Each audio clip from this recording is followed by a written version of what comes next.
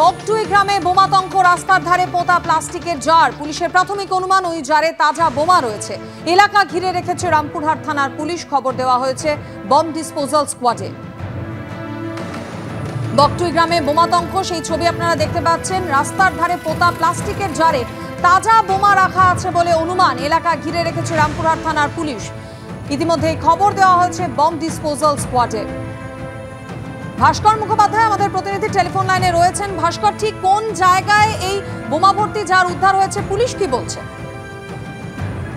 দেখো, বকটুই গ্রাম ঠিক ঢোকার মুখেই সেখানে একটি ঝোপের মধ্যে একটি ড্রামের মধ্যে বোম রয়েছে বলে পুলিশের সন্দেহ, এবং এলাকাটা পুলিশ ঘিরে রেখেছে। এবং পুলিশের বক্তব্য হচ্ছে যেখানে প্রায় 5 থেকে 10টির মতো বোম রয়েছে এই জারের মধ্যে, এবং এলাকা ঘিরে রাখা হচ্ছে। বোম স্কোয়াডকে খবর দেওয়া হচ্ছে কিছুক্ষণের মধ্যে বোম স্কোয়াড পৌঁছাবে এবং এই বোমাগুলি নিষ্ক্রিয় করবে। এই ঘটনায় এলাকায় উত্তেজনা রয়েছে এবং পুলিশের বক্তব্য কেউ বা কারা কোনো একটা উদ্দেশ্যে হয়তো এই বোমাগুলি এখানে পুঁতে রেখেছিল, এবং গোপন সূত্রে খবর পেয়ে পুলিশ এখানে যায়। তল্লাশি চালানোর সময় এই বোমাগুলি খুঁজে পায়। এখন পুরো এলাকা পুলিশ ঘিরে রেখেছে এবং বোম স্কোয়াড এসে এই বোমাগুলি নিষ্ক্রিয় করবে। ধন্যবাদ ভাস্কর। লোকসভা ভোটে লিড বিজেপির, নলকূপ খারাপ হয়ে গেল না সারানোর অভিযোগ। কাঠগড়ায় বীরভূমের নানুরের তৃণমূল শাসিত উকরুন্দি পঞ্চায়েত।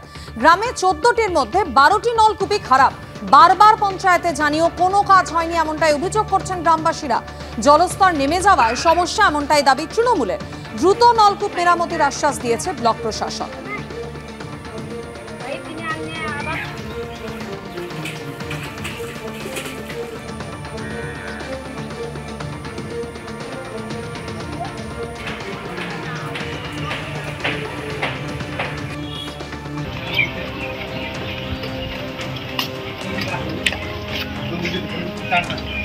তৃণমূলের দাবি বাম কংগ্রেস জোট তাদের উপর হামলা চালায়। যদিও পাল্টা জোটের দাবি তৃণমূলের আনা বোমাতে তাদের কর্মীরা জখম হয়। রাজীব চৌধুরী আমাদের প্রতিনিধি রয়েছেন আমাদের সঙ্গে টেলিফোন লাইনে। রাজীব, ঘটনাস্থলে বিশাল পুলিশ বাহিনী মোতায়েন রয়েছে, কিন্তু দুপক্ষের তরফ থেকে ঠিক কি অভিযোগ করা হচ্ছে, কি কারণে পরিস্থিতি এতটা উত্তপ্ত হয়ে উঠলো?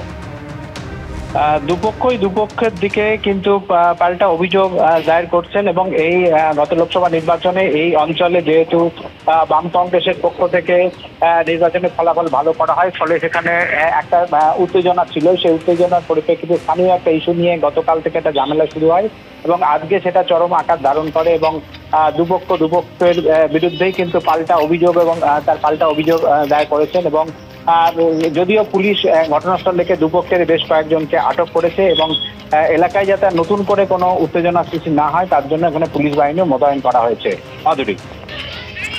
রাজীব, তুমি আমাদের সঙ্গে থাকো। মুর্শিদাবাদের রানীনগর, শুধু মুর্শিদাবাদ কেন, ভোট পর্ব মেটার 1 মাস পরেও রাজ্যের বিভিন্ন জায়গায় এই একই ছবি সামনে এসছে। বারবার এই ভোট হিংসা সন্ত্রাসের ছবি। আর এবার ঘটনাস্থল মুর্শিদাবাদের রানীনগর। দেখতেই পাচ্ছেন গোটা গ্রাম যেভাবে উত্তপ্ত হয়ে উঠেছে।